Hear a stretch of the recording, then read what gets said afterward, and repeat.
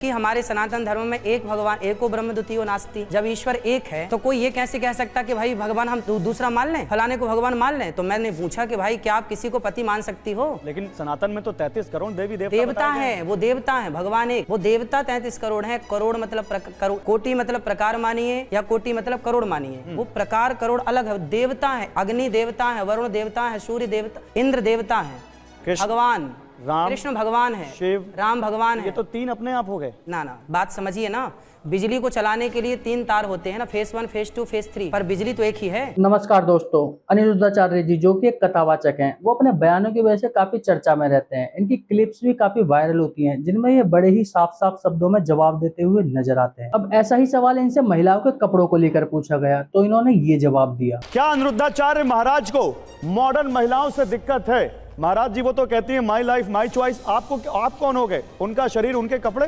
हाँ, तो हमें क्या दिक्कत है? बिल्कुल, आप जो पहने वो भी मत पहनिए, हमें क्या दिक्कत है? हमें कोई दिक्कत नहीं है।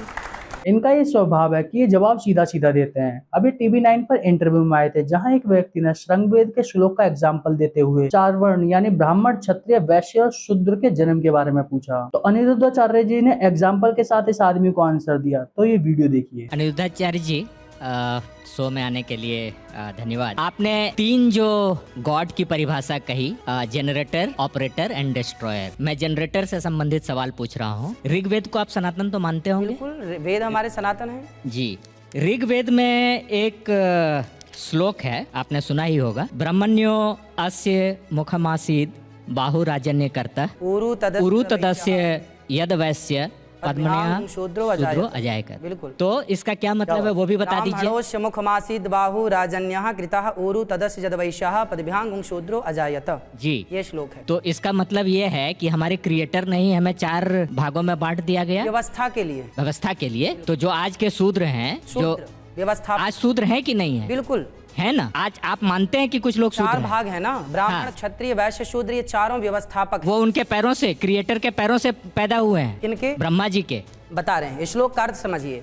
भगवान के मुख से ब्राह्मण, भुजाओं से क्षत्रिय, जंघा से वैश्य, उरु तदस्य यद वैश्यः पद्भ्यां शूद्रो अजायत, चरणों से शूद्र। अब बताइए कि हमारे चरण यदि हमसे अलग कर दिए जाएं तो क्या हम परिपूर्ण हैं? हमारे हाथ हमसे अलग कर दिए जाएं तो क्या हम परिपूर्ण हैं? हमारी जंघाएं या हमारा मुख हमसे अलग कर दिया जाए तो क्या हम परिपूर्ण हैं? वह एक पिता है, एक परमात्मा है, उस एक परमात्मा की 4 संतान हैं, जो चारों की उत्पत्ति अलग अलग जगह से हुई। तो जिन लोगों ने हमारे ग्रंथ को पढ़ा है और सही से समझा है, उन्होंने ये माना है कि 4 जातियां नहीं व्यवस्थाएं हैं। लेकिन कुछ लोगों ने ये ठान ही लिया है कि उन्हें कमियां निकालनी है। और ये भी सच है कि ज्यादातर व्यक्ति जवाब सवाल के हिसाब से अपनी मानसिकता के हिसाब से सुनना चाहते हैं। आपने इसमें भी देख लिया होगा कि ये व्यक्ति वो नहीं सुनना चाह रहा जो जवाब है, ये वो सुनना चाह रहा है जो इसने एक माइंडसेट बना रखा है। अब ऐसा ही सवाल कपड़ों को लेकर है कि कपड़े कैसे पहनने चाहिए, जो कि अनिरुद्धाचार्य जी से भी पूछा गया। तो इन्होंने क्या जवाब दिया वो देखते हैं, उसके बाद हम इस पर बात करेंगे। कोई परिवार अपने बच्चों को अगर कम कपड़े पहनाकर अच्छे संस्कार देता है तो वो सही है, या पूरे कपड़े पहनाकर उनको सही संस्कार नहीं देता तो वो सही है? बताइए भाई, ये बताइए, अच्छे संस्कार होंगे तो आधे कपड़े पहनाएगा ही क्यों?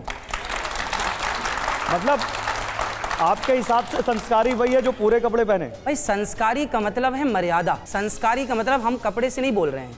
आप कपड़े कम पहन रहे हैं, ज्यादा पहन रहे हैं, वो आपका अपना विचार है, आपकी अपनी मानसिकता है। पर मेरा जो मानना पर्सनल, सबका नहीं, मेरा पर्सनल मानना है कि हमें जहां जाएं मर्यादित रहना चाहिए। मर्यादा आचरण से होनी चाहिए या कपड़ों से? मर्यादा कपड़ों से भी होती है, वाणी से भी होती है, अच्छा, आचार विचार से भी होती है। अब यहाँ पर भी बात सिर्फ मानसिकता की है, क्योंकि बहुत लोगों का ये मानना है कि कपड़े मर्यादित होने चाहिए, लेकिन वहीं बहुत लोग ये कहते हैं कि सोच छोटी होती है, कपड़े छोटे नहीं होते। लेकिन फिर मुझे वेलकम मूवी का वो डायलॉग याद आ जाता है कि वो बहुत खानदानी, शरीफ और इज्जतदार लोग हैं, उनके घर में मक्खियां भी सर पर पल्ला डाल के उड़ती हैं। अब इस डायलॉग को तो सुन के ये लगता है कि कहीं ना कहीं बॉलीवुड का भी ये मानना है कि जो लोग संस्कारी और इज्जतदार लोग होते हैं, कम से कम वो नंगे तो नहीं घूमते। और मैं बॉलीवुड की बात कर रहा हूँ, इस पे मेरा कुछ नहीं कहना। मैं तो सिर्फ इतना बोल रहा हूँ कि हर किसी की एक मानसिकता होती है और उसे सपोर्ट करने वाले लोग भी होते हैं। अब आप इसे ऐसे समझ सकते हैं कि आतंकी तो होते हैं, लेकिन वो हमारी नजर में गलत होते हैं, वहीं वो अपनी नजर में सही होते हैं और एक बहुत बड़ा तबका उन्हें सपोर्ट भी करता है। तो यही है मानसिकता, और इस दुनिया में हर मानसिकता के लोग रहते हैं। बाकी आपको क्या लगता है, अनिरुद्धाचार्य जी ने जो जवाब दिया वो सही है गलत? कमेंट करके बताएं। अगर वीडियो अच्छी लगी हो तो लाइक करें और चैनल को करें सब्सक्राइब। हम मिलेंगे अगली किसी ऐसी ही वीडियो में, जब तक के लिए नमस्कार।